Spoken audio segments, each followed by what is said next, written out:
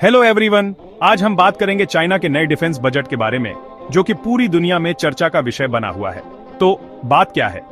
China ने 2025 के लिए अपने डिफेंस बजट में 7.2% की बढ़ोतरी की है, जो पिछले साल जितनी ही है।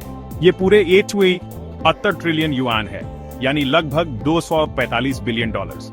ये बजट नेशनल पीपल्स कांग्रेस की मीटिंग में बताया गया। अब चाइना ऐसा क्यों कर रहा है? इसका मुख्य मकसद है अपनी मिलिट्री को मॉडर्न और बड़ा करना। नई मिसाइल्स, शिप्स, सबमरीन्स और एडवांस्ड सर्विलांस टेक की बात हो रही है, लेकिन सिर्फ हार्डवेयर की बात नहीं है।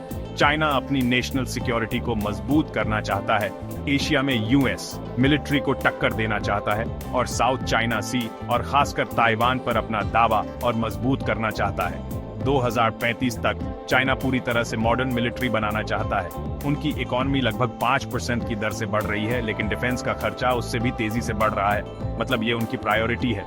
एक्सपर्ट्स का मानना है कि चाइना असल में बताए गए आंकड़ों से 40% ज्यादा खर्च कर रहा है मिलिट्री पर। चाइना दुनिया का दूसरा सबसे बड़ा मिलिट्री स्पेंडर है यूएस के बाद, जिसने 2025 के लिए 850 बिलियन डॉलर का डिफेंस बजट रखा है। यूएस और चाइना के बीच तनाव, खासकर ताइवान को लेकर, इस बजट बढ़ोतरी का एक बड़ा कारण है। चाइना ताइवान के पास मिलिट्री एक्सरसाइज भी कर रहा है और टैस्मान सी में हाल ही में हुई लाइव फायर नेवल ड्रिल्स उनकी तैयारी दिखाती है।